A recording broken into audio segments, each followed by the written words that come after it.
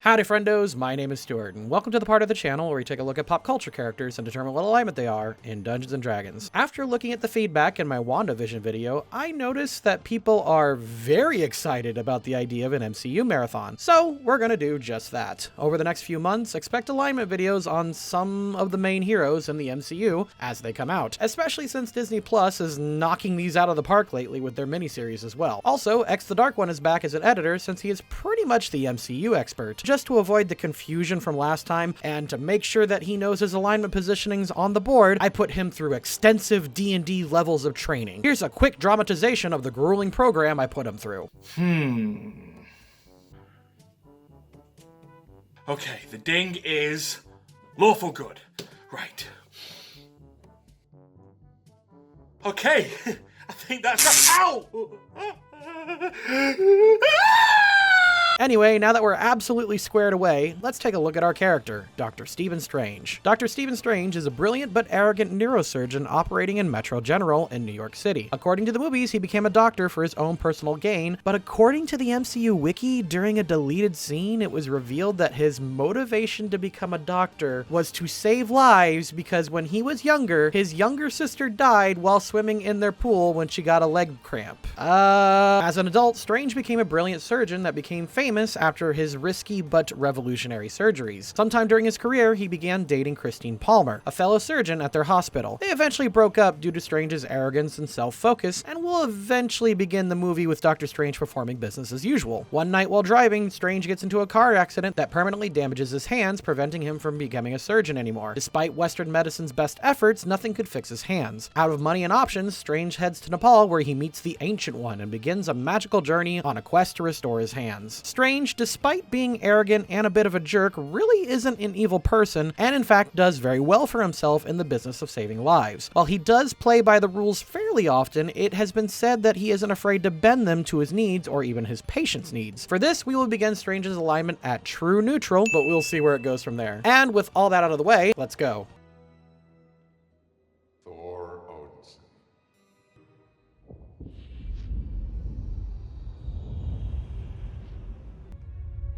God of Thunder.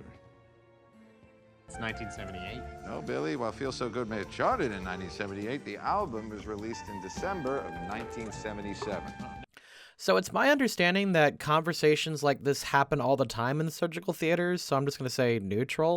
He's not dead, but he is dying. Still want to harvest his organs? I'll assist you. No, Dr. Palmer will assist me. Strange takes the patient away from another doctor after proving the patient was savable. He doesn't do this for the patient's benefit, just himself. Chaotic neutral.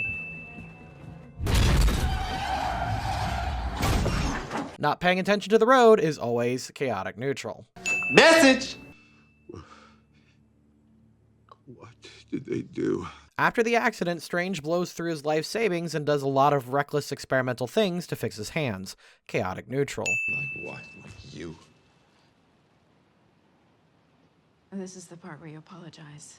At this moment, Strange is hurting and stressed and freaks out at Christine despite all that she's doing for him. He is really getting personal here and just pushes her away, so I'm going to say chaotic evil.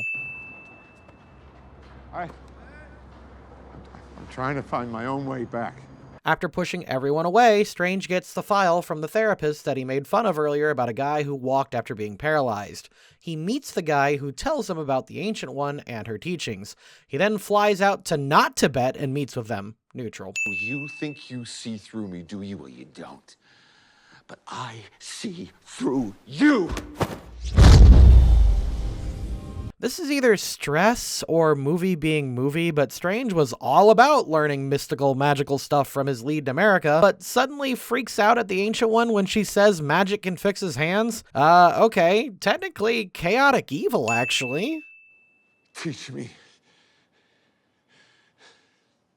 No. After learning about the powers of the mystic art, Strange is then banished from the compound until he isn't anymore. He then begins training as a sorcerer, although wizard is more accurate since they're learning book magic and not... A sorcerer is a wizard without a hat. 3 dings for lawful neutral. So they're forbidden. No knowledge in Kamatage is forbidden, only certain practices. You know, people used to think that I was funny. Did they work for you?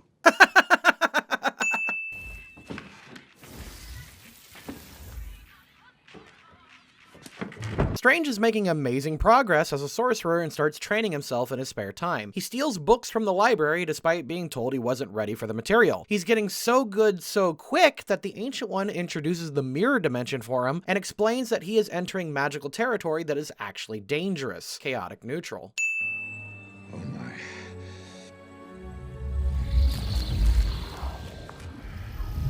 One night, while Strange is in the library alone, he makes sure that Wong is nowhere nearby so he can practice time magic by himself. He learns about the risks of messing with time, and he also learns about the dark rituals with Dormammu. Clearly stuff he isn't ready for. Chaotic neutral. Okay. I'm out. I came here to heal my hands. After learning more things about the dark dimension, Strange tries to peace out before being stopped by the plot. Chaotic neutral. Doctor. With the doctor. It's Strange. Maybe. Who am I to judge? After being attacked by the Zealots, Doctor Strange defends himself. He manages to talk to the main bad guy for a second and gets tipped off about the dark secrets of the Ancient One, but is then ousted by more plot before heading back to New York for a bit. Neutral. Christine, I am so sorry. All of it. I mean, you were right. I was a complete asshole. This is the first time in this movie Strange does anything for anyone else. He apologizes to Christine and acknowledges what a jerk he's been. Neutral good. When I became a doctor, I swore an oath to do no harm, and I have just killed a man. I'm not doing that again. After blowing up at the Ancient One, the bad guys attack again, and Strange tries to trap them in the mirror dimension, which is admittedly a smart move, but unfortunately didn't work. I'd argue this was lawful good, since Strange was criticizing the rest of the monks for lacking imagination for killing zealots. Trapping them peacefully in the mirror dimension would be a good alternative. Arrogance and fear still keep you from learning the simplest and most significant lesson of all. It's not about you. This is such a Nat 20 scene that I need way more time to talk about this. Just know that Strange trying to help the Ancient One and then accepting the responsibility as a protector of the realm is lawful good for now. Stick around for the post-analysis.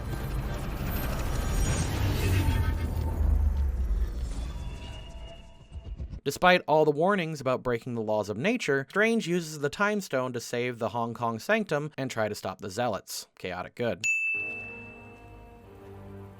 Dormammu, I've come to bargain. This is such a goddamn Nat 20 scene, I'm amazed it came out of Hollywood. Strange uses D&D level tactics to trap Dormammu in a time loop that will prevent him from ever harming Earth and the physical universe while subjecting himself to endless torment. This is such a big goddamn hero moment and easily one of the best moments in the MCU. Holy shit!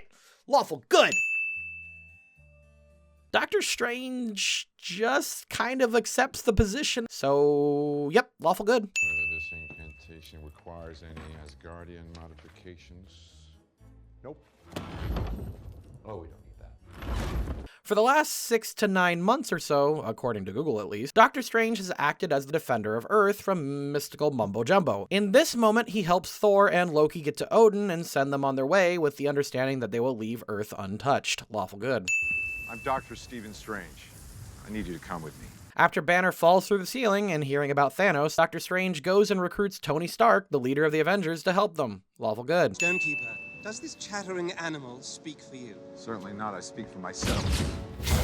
After some debate, Ebony Maw and the considerably less interesting child of Thanos show up to attack New York looking for the Infinity Stone. Tony tries to bench Doctor Strange, but he refuses, which results in his capture. They both agree the stone and New York need protecting, but have different ideas on how to do it. Lawful good. Doctor, do you concur? All right, Stark. After being rescued, Tony convinces Doctor Strange to head to Titan to fight Thanos and is convinced by his resolve. Lawful good. Let me ask you this one time. What master do you serve? What master do I serve? What am I supposed to say, Jesus? Teaming up with the Guardians of the Galaxy to fight Thanos is lawful good.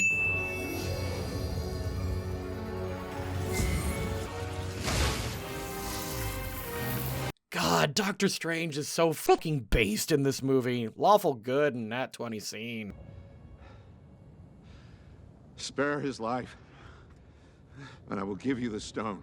After peering into over 6 million futures and discovering that there were no other ways to ultimately win, Doctor Strange gives up the Time Stone to Thanos in order to save Tony's life. The line he utters when he says, "There was no other way," is so much better in hindsight considering that 2 movies ago, he was yelling at another sorcerer for lacking imagination. And this is so goddamn brilliant, I can't get over all the callbacks here. Lawful good.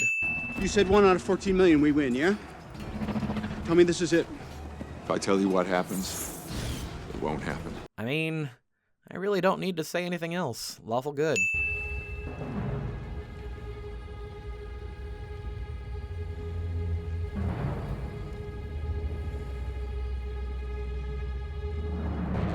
With the final confirmation, Strange tells Tony what he has to do.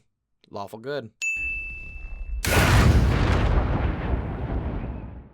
One of the things that's really interesting about the Doctor Strange movies is the fact that, well, it's honestly not much different from other superhero films. I would say it's a paint-by-numbers origin film that pretty much goes through the typical hero's journey. Strange starts the film at true neutral, and by the end, he begins his role, and it isn't until the last Avengers movie does he really start to become one of the most interesting and powerful characters in the MCU. It's fascinating to see characters' reactions and realizations as they enter new roles and responsibilities. As a surgeon, Strange was tasked with saving lives on the regular, but due to the nature of how the medical system works, he fell into a trap where, despite being a preserver of life, he only did it for his own success. However, Strange's metamorphosis into a protector of the physical realm by the hand of the Ancient One is actually one of the most interesting shifts in the MCU. Strange was incredibly gifted in everything he did, including sorcery, and at the Ancient One's urgings, she taught him that these gifts could be used for others. Not because it's strictly the right thing to do, but because people like him are the only ones capable of doing it. Honestly, this is very Spider-Man when it comes to the great power and great responsibility argument, and these movies raise the question, is it wrong to hoard blessings for yourself? This is way more relevant than it ever has been today.